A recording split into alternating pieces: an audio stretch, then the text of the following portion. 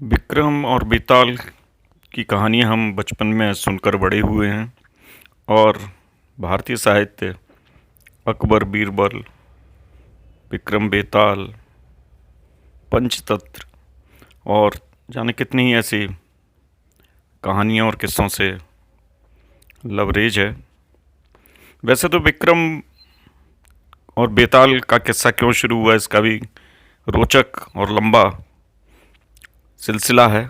मगर जो बेताल है उसको विक्रम हमेशा अपने कंधे पर लाद लेता है और उसकी ये शर्त होती है कि अगर उसने जवाब दिया या वो चुप उसने मौन भंग किया तो बेताल पुनः अपने पेड़ पर चला जाएगा। और हमेशा ऐसा ही होता है कि वो किस्सा होता है वो इतना इतना इंटरेस्टिंग होता है और इतना उसको उत्सुकतावश जवाब देना पड़ता है।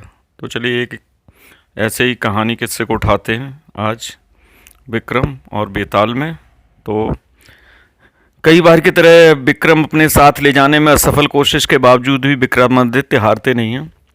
तो राजा विक्रमादित्य फिर से पेड़ के पास पहुंचते हैं और बेताल को पीठ पर लटकाकर ले जाने लगते हैं। बेताल अपनी शर्त के अनुसार राजा विक्रम को एक कहानी सुनाना शुरू करता है। और इस बार की कहानी वो है असली वर कौन। सदियों पुरानी बात है, उज्जैन नगरी में महाबल नाम का एक राजा राज्य किया करता था। राजा बहुत पराक्रमी और दयालु था। उसकी एक बेटी थी जिसका नाम महादेवी था। महादेवी बहुत सुंदर सुशील लड़की थी। जब वह विवाह योग्य हुई तो राजा महाबल उसके लिए योग्य वर की तलाश शुरू कर दी। एक एक करके कई राजकुमार उस राजकुमारी जो कि बहुत सुंदर थी, जो सभी तरह से मोहक थी, उसको प्राप्त करने की इच्छा से राजा के पास आए। लेकिन राजा को कोई पसंद नहीं आया। राजकुमारी से विवाह करने के लिए राजा ने एक ही शर्त रखी थी कि उसकी बेटी का होने वाला पति हर चीज में निपुण हो। इस तरह कई दिन बीत गए लेकिन राजा को कोई भी ऐसा व्यक्ति ना मिला जो हर तरह से निपुण हो। अतः योग्य वर की तलाश चलती रही। एक दिन की बात है, जब राजा अपने दरबार में बैठे थे तो वहाँ एक राजकुमार आया। बोला कि मैं राजकुमारी महादेवी से विवाह करना चाहता हूँ। ये सुनकर राजा ने कहा, हे राजकुमार, मैं अपनी बेटी का विवाह ऐसे व्यक्ति से करूँगा जिसमें सभी गुण हों। इस पर राजकुमार ने जवाब दिया, मेरे पास एक ऐसा रथ है जिसमें बैठकर क्षणभर में भी मैं कहीं पहुँच सकता हूँ। यानी कि उस समय की टेक्नोलॉजी के अनुसार उनके पास एक ऐसा विमान था जिससे कहीं भी पहुंचा जा सकता था। यह सुनकर राजा ने कहा, ठीक है, कुछ दिन रुको, मैं राजकुमारी से पूछकर आपको जवाब देता हूँ। ठीक ही है। उस समय भी ये था कि विवाह जैसे करना उससे पूछ के ही जवाब दिया जाएगा। कुछ दिन बाद एक और राजकुमार वहाँ पहुँचा।